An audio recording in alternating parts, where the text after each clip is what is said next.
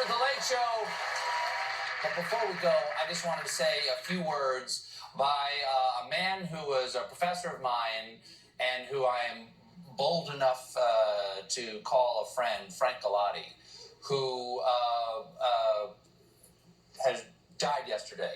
He was an amazing teacher, an inspirational figure for those of us who were lucky enough to have worked with him at all, and a brilliant director. And he taught me things in the short period of time that I knew him that changed my life, changed the way I approached my work and what I wanted out of my professional and artistic life, and really gave me the confidence to think of myself as an artist for the very first time. And I'll always be grateful to him for the generosity of his spirit. And there are so many things that I learned from him and so many things I think about in terms of being a performer and what it is required to be a performer and what that calling means. And I recently had a conversation with John Lithgow about Frank just during the commercial break. Our cameras are always rolling.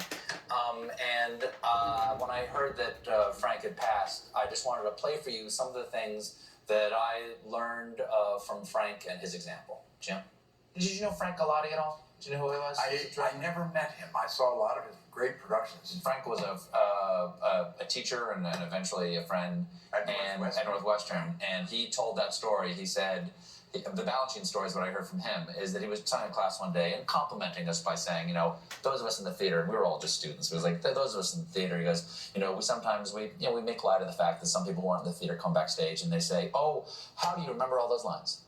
And he said, how do you remember all those lines? Let's not take for granted that there's something magical about that. You've changed something in yourself. People don't sit down and memorize 2 hours of text. You did. Why did you do that? And how did you do that? Mm-hmm. And he goes, what are you when you go on stage? What is that other thing that you're becoming? How are you presenting yourself to the audience? What are you willing to become to be this person who wants to present ideas and emotions to an audience? How do you become beautiful? And that the beauty of the world we see all around us. And when you go on stage, you answer the accusation of the world, which is that you are hiding your beauty. The beauty of the world accuses you of hiding your beauty. But when you go on stage, whatever you are, whatever part of humanity you are just as much a part of the world that you find beautiful. And therefore, when you're on stage, you're as beautiful as any statue, you're as beautiful as any sunset. And will you allow people to see you beautifully? And then he tells that story of Balanchine saying, raise your leg. No, raise it beautifully. And it meant something to that ballerina, and she did raise it beautifully.